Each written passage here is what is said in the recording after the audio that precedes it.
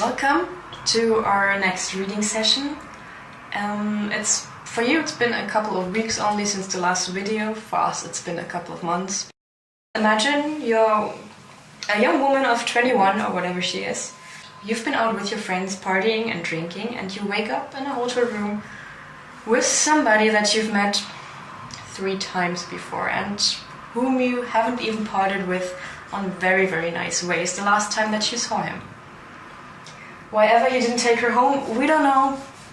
But let's continue with this wonderful book. Saturday, May 21st, 2011. Nearly 2 hours later, I come to bed. She's fast asleep and hasn't moved from where I left her.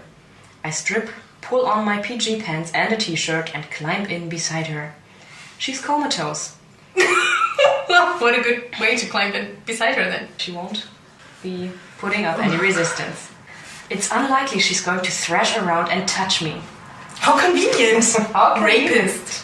Why didn't he take her home? Why on earth did he not bring her home? I don't know, because he's a creep. Because young drunk girls die when you leave them unsupervised, maybe in their own apartment till the next day. Without him, certainly. I hesitate for a moment as the darkness swells within me, but it doesn't surface. And I know it's because I'm watching the hypnotic rise and fall of her chest, and I'm breathing in sync with her. That's pretty dark, actually, just watching her chest rise and breathing in sync. Can you imagine if she subconsciously would notice this? Him leaning over her? That would lead into nightmares. Yes. Very terrible nightmares. In, out. In, out.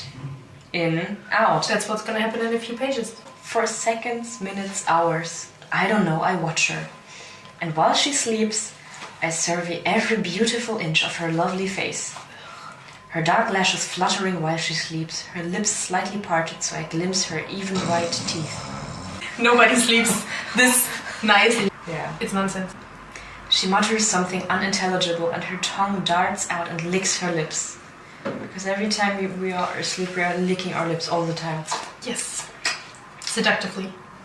It's arousing, very arousing. Of course it is to you, her existence is arousing. Creep. Finally I fall into a deep and dreamless slumber. It's quiet when I open my eyes and I'm momentarily disoriented. Oh yes, I'm in the Heathman. The clock at my bedside says 7:43. How interesting. 7:43, awesome. Tell me more. When was the last time I slept this late?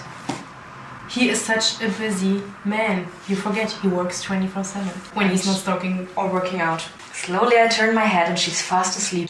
I have never slept with a woman.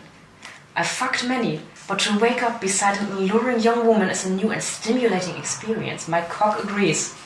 Can we exchange my tea for vodka? Of course we can. My cock agrees. This will not do. Reluctantly, I climb out of bed and change into my running gear. Once more. Yeah, of course. In the living room, I fire up my laptop, check my email. It takes me a little longer than usual as I'm distracted knowing that Anna is asleep in the next room.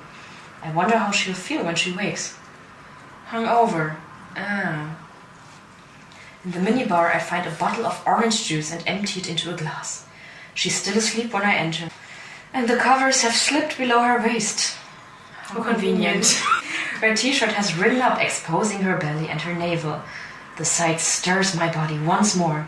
Stop standing here ogling the girl, for fuck's sake, Grey. Yeah, please. I have to get out of here before I do something I regret. Placing the glass on the bedside table, I duck into the bathroom, find 2 Advil in my travel kit and deposit them beside the glass of orange juice. With one last lingering look at Anastasia Steele, the first woman I've ever slept with, I head out for my run. Is she really the first woman he slept with? I'm not sure he mentioned it enough. And why is he making such a drama out of this? How did he do it before? Like, pull down his pants, fuck the woman, I'm out of here. Yeah. Why did they come back again? When I return from my exercise, there's a bag in the living room from a store I don't recognize. I take a peek and see it contains clothes for Anna. I assume she's not left and that she's still asleep. It's a relief. Poring over the room service menu, I decide to order some food. It's a relief. She hasn't escaped yet. Yeah, she hasn't called the police as she has every right in the world to do. Yeah. She'll be hungry when she wakes, but I have no idea what she'll eat. Nothing. We're very in sync here as well. I order a selection from the breakfast menu. Time to wake the delectable Miss Steele. She's slept enough.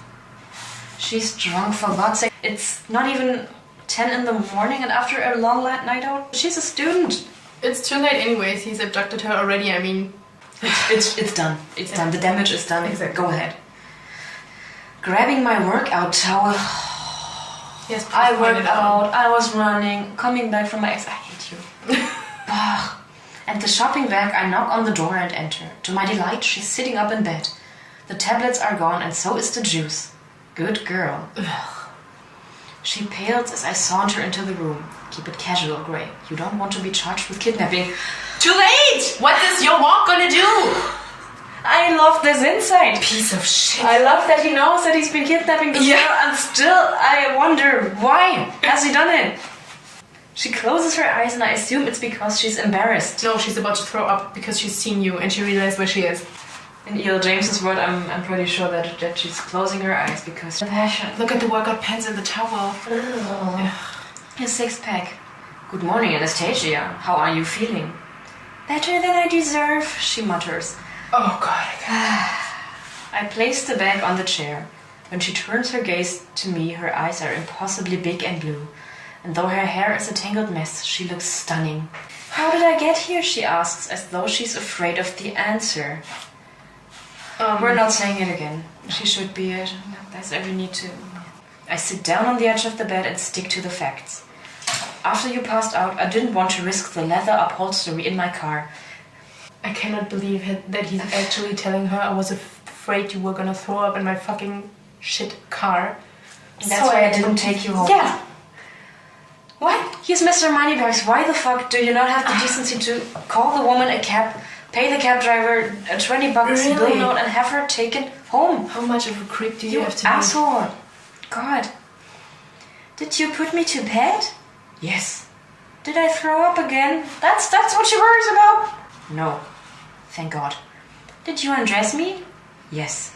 Who else would have undressed you? She blushes, and at last she has some color in her cheeks. Perfect teeth bite down on her lip. I suppress a groan. We didn't, she whispers, staring at her hands.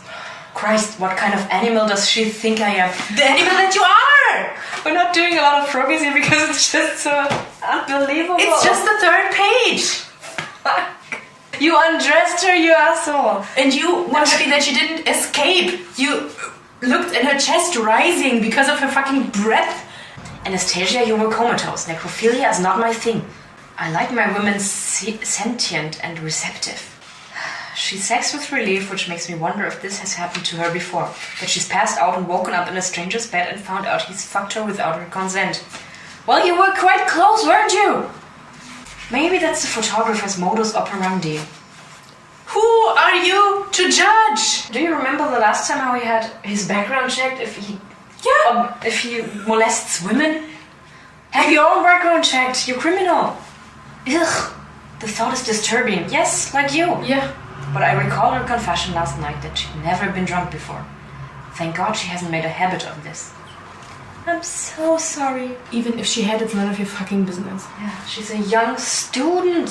Let her get drunk. I'm so sorry, she says, her voice full of shame. Hell, maybe I should go easy on her. It was a very diverting evening. Not one that I'll forget in a while. You didn't have to track me down with whatever James Bond gadgetry you're developing for the highest bidder. James Bond gadgetry? That's the kind of words that come into your mind when you wake up hungover. Wow, now she's pissed. Why? Enlighten me. Why the hell could she possibly be upset?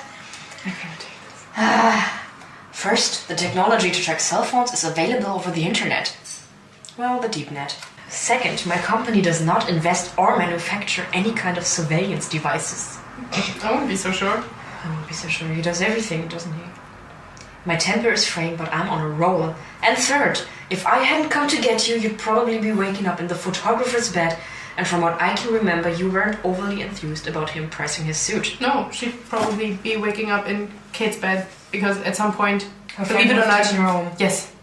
Because that's what friends do at the end of an evening. How would he know?